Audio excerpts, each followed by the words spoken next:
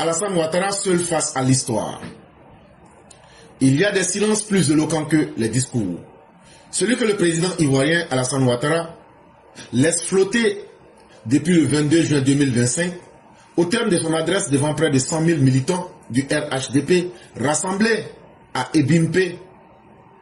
Ce silence-là, chargé de sens, ne cache rien d'autre que la complexité d'un moment, la densité d'un dilemme, partir ou continuer. Et donc, chers parents, vous serez d'accord avec moi que gérer les hommes, c'est la chose la plus difficile. Et c'est pourquoi tous ceux qui sont profondément ancrés dans la religion, Dieu, avant de donner la prophétie à un prophète, ou même à tous les prophètes, il leur a d'abord demandé de gérer les animaux. Est-ce que vous ne vous souvenez pas de l'histoire d'Abraham qui, lorsque dans une cogitation intellectuelle, il a demandé, mais comment Dieu tu fais pour mettre la foi dans le cœur des gens? Dieu lui a dit, prends des animaux, des oiseaux sauvages. Au début, ça sera difficile, mais ta patience et l'expérience que tu vas développer et l'habitude que tu vas créer avec ces animaux feront que ces animaux qui étaient très sauvages vont venir à toi parce que tu auras créé un lien. Et donc, tous les prophètes ont été des bergers. Et pourquoi? Pour pouvoir d'abord savoir ce que c'est que la nature. Quand je parle ici de la nature, ça veut dire un animal, c'est quelque chose qui est en vrai. Un animal ne peut pas mentir. Un animal ne peut pas feigner. Un animal ne peut pas faire semblant. Un animal ne peut pas faire semblant. Mais un être humain peut faire semblant. Et donc Dieu leur dit, apprenez d'abord à connaître ce qu'est la nature réelle des choses. Quand vous allez connaître la nature réelle des choses, vous allez tester ça avec des êtres pensants qui peuvent cacher leurs vrais sentiments, qui peuvent faire semblant, qui peuvent dire le contraire de ce qu'ils pensent, et vous allez voir la grande différence. Et certainement, gérer les hommes, c'est toujours les imprévus. À partir du moment où tu deviens père de famille, et si tu as des enfants, toi-même qui avais établi des premières règles de base, tu arrives à comprendre que tu ne peux pas gérer ta femme comme n'importe qui. Tu ne peux pas gérer ton enfant comme n'importe qui. Tu ne peux pas gérer ta fille comme n'importe qui. Tu ne peux pas gérer ton fils comme ta fille. Tu comprends que chaque être humain a une manière d'être géré. Imaginez maintenant quelqu'un qui doit diriger des millions de personnes. Souvent, toi-même là, tu dois t'oublier, tu dois te sacrifier. C'est ça la responsabilité des grands dirigeants. Toi-même là, tu dois montrer la voie, tu dois montrer l'exemple. C'est ça la responsabilité des leaders.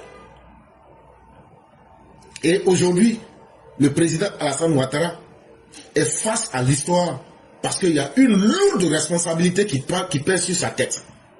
Il ne faut pas se mentir. Si chacun de nous était à la place d'Alassane Ouattara, beaucoup parmi nous n'auront jamais pu tenir. Mais ce monsieur, il a fait assez de sacrifices. Et aujourd'hui, il se retrouve dans une situation où c'est facile de dire on veut pas, on veut, on veut pas, on veut. Mais lui-même là, on l'oublie dans l'histoire. Lui-même, sa personne là, nous tous on oublie. Parce que chacun regarde ses intérêts. Nous, au RHDP, nous on regarde nos intérêts. Les opposants, eux, regardent la haine dans laquelle ils peuvent aujourd'hui tirer profit. Mais lui-même, qui parle de lui? Personne. Les grands leaders, les grands dirigeants de ce monde sont souvent les plus oubliés. Parce que c'est eux seuls qui sont mis en face des grandes difficultés, des grandes questions. Ça me rappelle ce guerrier. Quand il était sur le champ de guerre, c'est une histoire de la mythologie grecque. Il y a une divinité qui vient lui dire, tu sais la guerre que tu es en train de mener aujourd'hui là. Aujourd'hui peut être ton dernier jour. Mais si tu veux, on peut te faire mourir aujourd'hui sur ce champ de guerre là, mais tu auras la vie éternelle parce que tout le monde se souviendra de toi jusqu'à la fin des temps.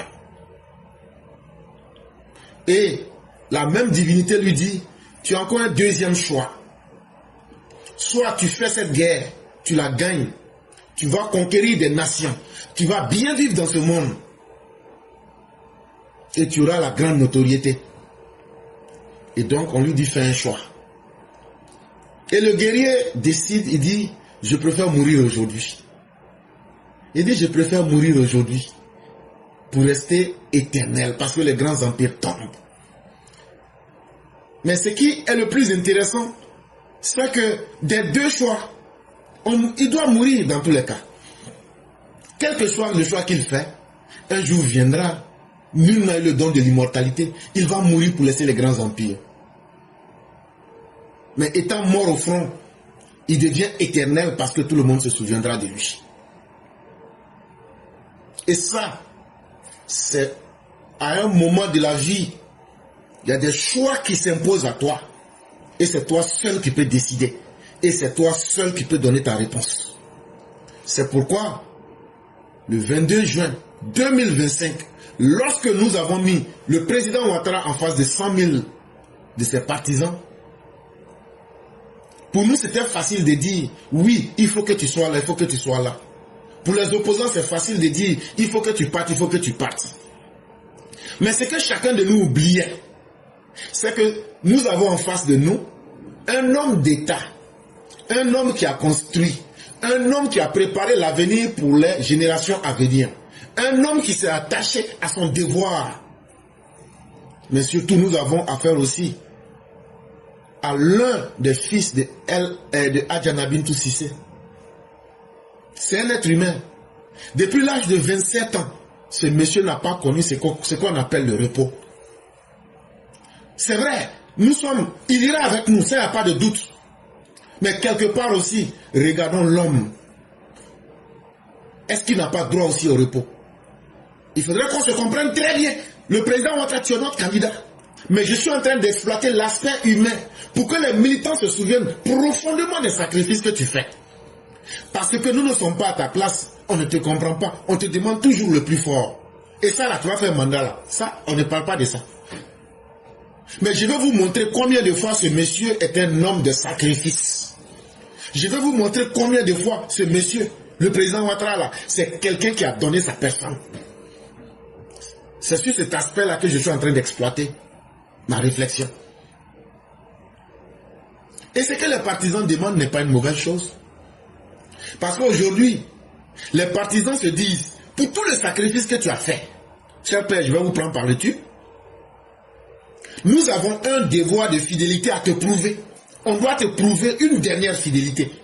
Tu ne peux pas avoir fait tout ça et puis tu vas retourner sans que nous on ne te montre que le sacrifice que tu as fait là, nous on ne va pas hésiter à te montrer qu'on doit être fidèle. On sait que tu es aujourd'hui au poids des années. On sait que toi-même là, le pouvoir là, ça ne t'intéresse plus. Nous-mêmes on sait ça. Ça là, ça se voit, ça saute à l'œil. Parce que tu es un homme très lucide. Tu es un homme qui connaît ce monde et que ce monde connaît. Tu ne prends pas des décisions dans le vide.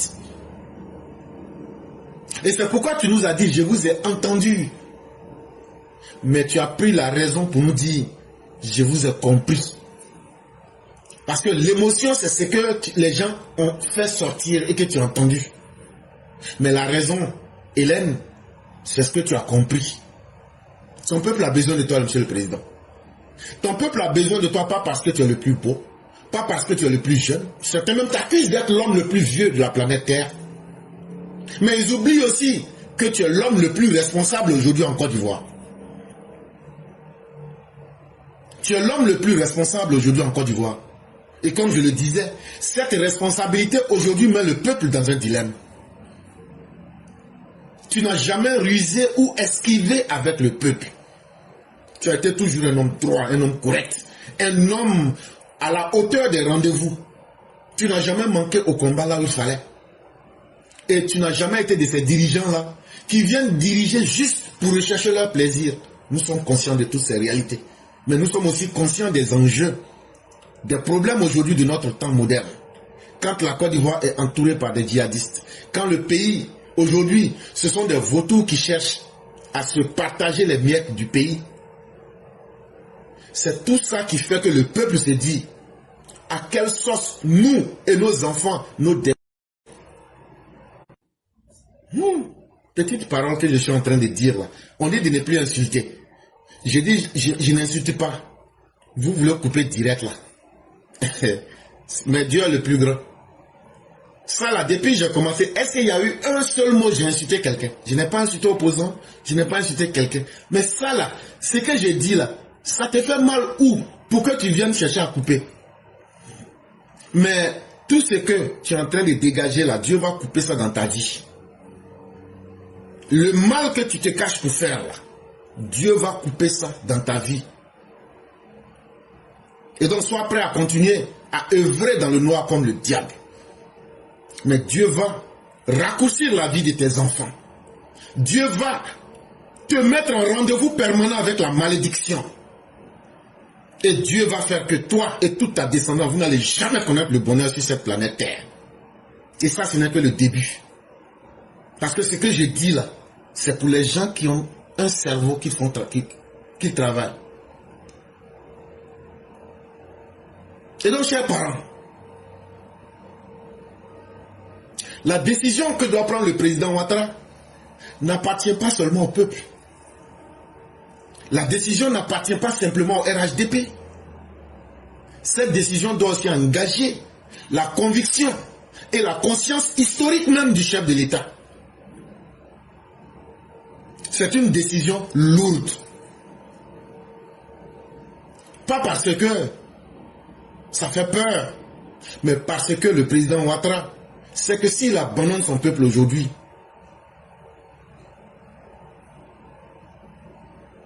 l'avenir qui est réservé au peuple sera écrit en lettres de supplice. Le président Ouattara n'a jamais été un fou du pouvoir pour dire je vais rester pour rester. Il l'a démontré en 2020. Et il avait même donné le pouvoir. Mais le sort du destin, ayant décidé que notre père Amadou Gon nous quitte, le président était obligé de revenir. Mais c'est Dieu qui connaît ce qui est caché. Aujourd'hui, après 5 ans, qu'est-ce qu'on constate? L'axe de la haine a repris du service. Aujourd'hui, tous les malfaiteurs se sont réveillés. Imaginez-vous, autant de situations. Si vous voyez que ce pays est en paix aujourd'hui, imaginez-vous si le président Ouattara n'était pas là en 2020 et 2025. Donc la politique est loin des émotions. La politique est loin des pancartes et des slogans. La politique est loin de la ferveur. Les décisions qui seront prises, c'est l'avenir de millions de personnes qui seront engagées là-dedans. Alassane Ouattara ne craint pas l'inconnu ou le vide. Il a déjà fait ce qu'il devrait faire. En tant qu'un homme politique, il a accompli tout ce qu'il voulait faire. Mais le plus important ici, c'est que les Ivoiriens se rendent compte que nous avons du chemin à faire. Et que de Alassane Ouattara, aujourd'hui, Alassane Ouattara ne sera pas éternel. Il faut que nous en fabriquions. Il faut que nous reprenions conscience. Tout l'héritage politique du président là, ceux qui sont des acteurs politiques, copiez ces exemples-là. Alassane Ouattara là, il ne va pas vivre 1000 ans. Même s'il fait 2025 là. D'abord, aucune personne parmi nous ne peut dire je vais vivre éternellement. Tôt ou tard, il va mourir un jour. Donc là, préparons des gens. N'ayons pas peur et n'ayons pas honte. Alassane Ouattara peut faire encore 15-20 ans. Ce n'est pas là la vraie problématique. La vraie problématique, est-ce que ceux qui sont autour de lui, est-ce qu'on va trouver des plus grands qu'Alassane Ouattara? Parce que quand il faut ramener Alassane Ouattara autour de lui, il faut chercher quelqu'un qui allait être plus grand que lui. Et Alassane Ouattara a été plus grand que Félix Houphouët-Boigny. Est-ce que Alassane Ouattara va dire que lui ne cherche pas à trouver quelqu'un qui soit plus grand que lui? Et donc, la grande responsabilité du RHDP, c'est de retrouver quelqu'un qui soit plus grand qu'Alassane Ouattara. Et c'est ça le souhait du président Alassane Ouattara. Le chemin n'a pas été facile. Le docteur président a fait assez de sacrifices. Des choses lui sont arrivées que personne parmi nous n'accepterait. Sa mère a été déterrée, il a été humilié, son intimité a été touchée, sa dignité, c'était devenu une poubelle. Ses proches ont été tués comme les nôtres. Mais il a accepté tout ça. Parce que les grands hommes, ce sont aussi les grands sacrifices. Le président fera ce sacrifice de 2025 avec nous. Mais le président, ne lui demandons pas ce que Dieu ne lui a pas accordé d'être un homme immortel. Il ne sera pas immortel. Et donc, ça veut dire que notre problème, il faudra que ceux aujourd'hui qui sont autour du président, ceux aujourd'hui qui pensent qu'ils peuvent être des hommes politiques, préparez-vous à être plus grand qu'Alassane Ouattara. Et chacun de nous est concerné là-dedans. Et la première responsabilité revient au peuple. Ah oui, le peuple. Nous là, c'est les gens qu'on va suivre là, c'est eux qui vont décider de notre destin. Donc là, ne choisissons pas n'importe qui. Ne choisissons pas n'importe qui. La question aujourd'hui qui se pose, ce n'est pas est-ce qu'Alassane Ouattara va se présenter ou ne va pas se présenter. Et la Constitution lui donne le droit de se présenter. La Constitution, elle est claire comme l'eau de roche, lui donne le droit de se présenter. Donc laissez tous les bavardages et les ragots des opposants. Mais et si on finit les élections? Moi, j'aime aborder souvent des thématiques difficiles. Hein. Donc, ceux qui ne sont pas prêts, excusez-nous. Le président n'étant pas un immortel, si nous mettons plus de foi en lui que ne peut porter un être humain, parce que tu as beau aimer un être humain, un jour, là, il peut te quitter. On fait comment? Moi-même qui vous parle là, je ne souhaite même pas que le président quitte le pouvoir. Mais pourtant, un jour, si moi je ne meurs pas, ça sera le président qui va mourir. Quand j'aborde cette question, c'est difficile. Mais je suis en train d'inviter chacun de nous au réalisme. Les opposants, là, les conneries de crier pour dire Alassane, tu ne vas pas être candidat là. On a déjà réglé la question il y a longtemps. Défi que vous lancez là, nous on va relever. Même si nous-mêmes on ne voulait pas qu'Alassane Ouattara n'a qu'à être candidat là. Mais le fait que vous venez pour dire Alassane Ouattara n'a qu'à se rendre demi-citoyen pour ne pas se présenter. Parce qu'il n'a qu'à rejeter son droit. Vous, des criminels, vous voulez qu'on vous mette sur la liste pour enlever celui qui n'est pas un criminel là. À cause de ça seulement, Alassane Ouattara va faire son 8e ou son 10e mandat. On va vous montrer que ce n'est pas à nous que vous pouvez donner des ordres. Ce n'est pas vous qui pouvez donner des ordres dans la constitution ivoirienne. Cette question, elle est résolue. Mais je suis en train de parler d'un avenir qui ne datera pas de 5 ans, de 10 ans, de 20 ans. C'est un avenir, si nous savons le préparer, et les gens qui sont autour du président Ouattara en prennent la pleine conscience et se mettent au travail pour briller plus que le président Ouattara, je vous dis partout le président Ouattara se trouvera, il dira, le sort de Félix Houphouët-Boigny, j'ai vécu ce même sort. Quelqu'un a eu confiance en moi, et cette personne, j'ai été plus efficace et plus grande qu'elle. Et aujourd'hui, moi, Alassane Ouattara, je vous ai livré le verdict de Félix Houphouët-Boigny. Et donc, j'ai fait le travail que le père fondateur de la Côte d'Ivoire m'avait confié. Le président donnera sa réponse. On entend beaucoup de spéculations que ça sera en août.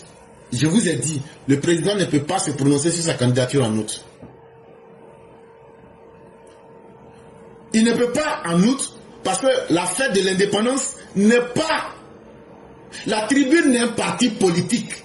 Et ça, quand on dit ça aux intellectuels d'un certain point, ils ne comprennent pas. Les opposants ne mettaient pas foi sur le 7. Ce n'est pas que je sois un devin. Ce n'est pas que je lis sur la table des dieux. Mais je suis dans le factuel et j'essaye d'être objectif. Si Alassane Ouattara va le 7 août parler pour dire je serai candidat, c'est une faute politique. Et pourquoi?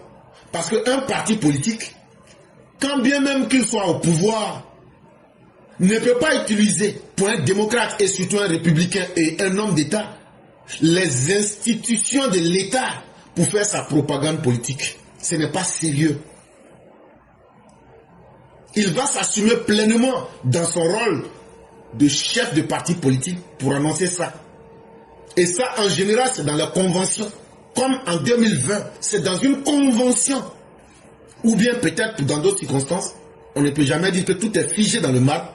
Il a dit, je vais donner ma parole. Mes chers Ivoiriens, soyons sereins. Maintenant, sérénité. Essayons de l'approfondir. C'est de cela que moi je suis en train de parler aujourd'hui. Le président Ouattara a été un dirigeant qui a toujours su prendre des actes de courage. Il a su toujours nous amener vers les bons choix. Il y a peu de dirigeants qui souhaiteraient être à la place du président Ouattara. Parce qu'aujourd'hui, là, entre le devoir personnel et aujourd'hui, le risque de voir un pays qui a été construit et de voir les conséquences durables d'un choix de dire non. Si le président Ouattara dit non, là, ça sera la porte ouverte à tous les désordres en Côte d'Ivoire. Entre dire oui et puis maintenir ce cap-là pour aller vers le progrès, cher monsieur le président, que l'on vous traite de quoi que l'on veuille, nous avons confiance en vous. Le 7 août là, je vais vous dire la vérité, on s'en va pour faire une démonstration de force. Vous voyez, depuis la semaine a commencé, qu'est-ce que j'ai fait? Je suis en train de montrer les images de l'armée. C'est un avant-goût. On s'en va pour faire une démonstration de force. On s'en va pour montrer que la Côte d'Ivoire est debout. Que la Côte d'Ivoire, on a assis sur du réel.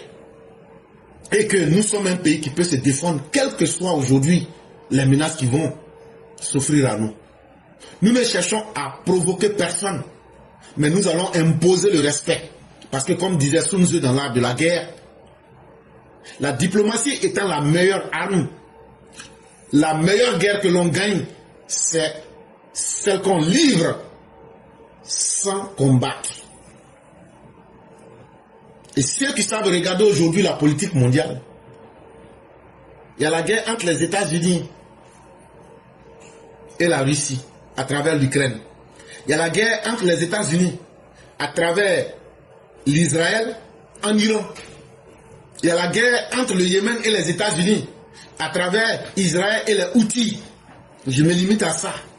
Il y a la guerre aujourd'hui entre l'Europe et la Russie à travers l'OTAN. L'Amérique est en palabre avec plusieurs personnes. L'Amérique est dispersée sur plusieurs fronts. Parce que toutes les guerres, ce n'est pas physique. Et apprêtez-vous, les guerres modernes ne se mèneront plus avec des fusils. Les guerres modernes, apprêtez-vous, comme peut-être dans 100 ans ou dans 50 ans, de la manière l'eau va être plus chère que l'essence. Les guerres modernes ne vont plus se mener avec des fusils. Les guerres modernes vont se mener sur des ordinateurs, où on va paralyser vos économies, on va paralyser votre système d'électricité, on va paralyser vos chemins, vos systèmes de transport. Comme ça, vous ne pourrez plus bouger et vous êtes affaiblis.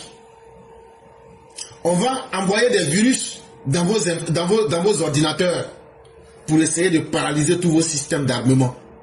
Et comme ça, on va vous confiner pour que vous vous détruisiez sur vous-même. On appelle ça s'effondrer sur soi. Et donc, si on vous dit tout ça, est-ce qu'il n'est pas mieux d'avoir un homme aussi intelligent que le président Ouattara pour pouvoir nous conduire sereinement, mais de façon très sûre, vers un monde dans lequel il y a beaucoup d'incertitudes. Le président Ouattara, qu'il veuille ou qu'il ne veuille pas, il fera un choix. Et ce choix-là, ça sera le choix du peuple. Il l'a déjà dit. Le 9 février 2025 devant les corps diplomatiques. Ça, pour ceux qui savent écouter et comprendre, le choix est déjà là. Il a dit, si le peuple me demande de rester et de l'accompagner, je le ferai. Il a été très clair. Et le peuple lui a demandé d'être là et de l'accompagner. Et donc le président Ouattara ne peut faire qu'accompagner le peuple.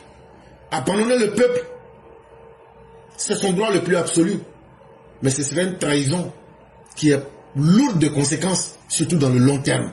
Parce que beaucoup aujourd'hui, monsieur le président, voudraient détruire tout ce que vous aviez fait. Ils veulent détruire tout ce que vous avez fait pour qu'on oublie que vous avez existé ici. Pour qu'on ne parle plus de vous. Et ça, nous ne pouvons pas l'accepter. Et c'est pour cela que nous vous demandons de mener ce dernier combat avec nous. Et nous sommes sûrs que vous le mènerez aussi avec nous. Nous savons que vous êtes un homme d'État et que vous avez la conscience des grands hommes. Inscrivez-vous dans l'histoire en pensant d'abord à votre peuple. Parce que ce n'est pas de vous qu'il s'agit, monsieur le président. Il s'agit surtout de la Côte d'Ivoire. Merci beaucoup, Monsieur le Président. Voilà des sujets qu'on doit développer. C'est comme ça que ceux qui viennent sur la toile, là, tu dois être capable de prendre des sujets pour questionner les gens, pour ouvrir des perspectives d'avenir. Si tout le monde pouvait développer des sujets comme ça, là, le monde serait très intelligent. Et Dieu merci, la Côte d'Ivoire de la dignité qui avance. Le 10 juillet 2025, le rapport CEPIA, le rapport annuel 2024 est sorti. Et ce rapport qui est sorti là, tout le monde peut vérifier. Tu tapes C comme C, P comme P. Non, je fais bête. C comme cacao, P comme Paul, I comme indien, A comme américain. Tu mets rapport annuel 2024. Parce qu'on est en 2025. Donc là, 2025 n'est pas fini. On ne peut pas faire rapport de 2025. Ces rapports de 2024 là, on peut faire. Le CEPIA là, pour ceux qui ne savent pas là, c'est un instrument de la Banque mondiale. C'est un instrument du FMI où on juge les pays sur 16 critères. Ça veut dire on te donne 16 leçons. Dans les 16 leçons là, je cite comme ça, comment tu gères ton économie, comment tu gères ta politique, comment tu inclus les populations dans ta politique, comment tu gouvernes les institutions publiques. Il y a beaucoup de choses dedans, mais pour ne pas vous fatiguer. Ça veut dire, on prend tous les aspects de la gestion, on les classe en 16 niveaux. On dit, et puis on vous classe maintenant. Le plus grand point là, c'est 6 points. Sur les 6 points là, la Côte d'Ivoire a eu 3,9. Ça veut dire, il manquait 0,1 pour qu'on ait 4 sur 6. Ça veut dire quoi? C'est un résultat excellent. C'est un résultat excellent. Et la Côte d'Ivoire vient de démontrer que les succès que nous sommes en train de glaner à travers le monde, les succès qu'on gagne partout là, ce n'est pas le fruit du hasard. Parce que quand tu évolues avec le hasard, souvent ça marche, souvent ça ne marche pas. Mais qu'est-ce qui se passe depuis que Ouattara est là, tout se passe très bien, tout est ouvert. Ça veut dire qu'il y a une politique de constance. Et donc là, ce qui est constant n'est plus dans le hasard. Quand tu vois quelque chose, ça se passe tous les jours, ce n'est pas le hasard. Ça veut dire qu'il y a du travail qui est fait derrière. Et donc, qu'est-ce que vous voulez qu'on dise? On ne peut dire que merci au président Ouattara qui nous a démontré que vraiment, il dit qu'il est économiste. On a vu que depuis qu'il est venu là, il a sorti la Côte d'Ivoire de l'état de pays PPTE pour en faire un pays aujourd'hui qui devient un diamant qui brille sur la scène économique régionale et internationale. Depuis qu'il est là, on ne parle plus de la Côte d'Ivoire parmi les pays qui se cherchent économiquement. Aujourd'hui, l'Association internationale du développement qui soutient les pays à revenus faibles, aujourd'hui, est épatée par le travail de la Côte d'Ivoire. Aujourd'hui, les performances économiques de la Côte d'Ivoire font que ce pays-là est remarqué partout dans le monde. Ce pays attire les investisseurs parce que les dirigeants ont fait des transformations structurelles, ont fait des réformes pour transformer. Regardez comment l'État était dirigé avant. Être même dirigeant là, ça faisait honte. Mais regardez aujourd'hui comment le pays est dirigé. Même quand tu ne vaux rien, tu dis, ah, moi j'ai envie d'être président un jour, même si je ne connais pas. Mais ça là, c'est parce que quelqu'un a eu de la discipline. Quelqu'un a su ce qu'on appelle la bonne gouvernance. Quelqu'un a su maîtriser les services publics. Comme je vous ai expliqué ici hier, comment on a pris Trésor Man et Trésor P pour combattre la corruption. C'est tout ça là quand on met ensemble là. C'est ça qui donne à la Côte d'Ivoire une performance solide dans un contexte international très incertain. Dans un monde aujourd'hui où tout peut chambouler, où tout peut tomber, où rien n'est sûr, la Côte d'Ivoire ne fait que briller économiquement. La Côte d'Ivoire dépasse aujourd'hui la moyenne régionale. Quand tu regardes les emprunts de l'IDEA, quand tu regardes les agences de notation, Quand tu regardes les différents prix qui sont donnés à la Côte d'Ivoire, quand tu regardes la gestion de la dette, quand tu regardes les finances publiques, la rigueur est la première chose que tout le monde voit. La Côte d'Ivoire qui respecte toutes ses obligations internationales, c'est ça aujourd'hui qui force au respect. La Côte d'Ivoire aujourd'hui qui est capable d'aller sur les marchés japonais à travers les Samurai Bond. Et comme je vous l'avais dit, il y a peut-être 2 ou 3 mois, un jour j'étais en train de parler avec un blanc. Je lui ai dit aujourd'hui, la Côte d'Ivoire ne prend pas de prêts qui dépassent les 5% et qu'on est entre les 2 et 3%. Bon, regardez, on vient de prendre la semaine passée un prêt de 50 milliards de francs CFA sur le marché japonais. On appelle ça Samurai Bond. On a pris ce taux-là à 2,3% sur 10 ans. Ça là, s'il n'y a pas de nom, il y a qui en Côte d'Ivoire qui peut aller s'arrêter devant la Banque mondiale? Tous ceux qui se font appeler politiciens là, c'est Blé Goudé qui va aller s'arrêter devant la Banque mondiale. C'est Soro Guillaume qui va aller s'arrêter devant la Banque mondiale. C'est Gbagbo là qui peut aller s'arrêter devant la Banque mondiale. Qui vous voyez en Côte d'Ivoire? Il parle. Chaka Diallo, son dossier a déjà gâté il y a longtemps. Qui parmi vous, les politiciens de Côte d'Ivoire là, peut s'arrêter puis tenir une discussion avec les institutions internationales? Chers Ivoiriens, ce n'est pas parce que les gens parlent beaucoup que vous allez vous amuser avec votre destin.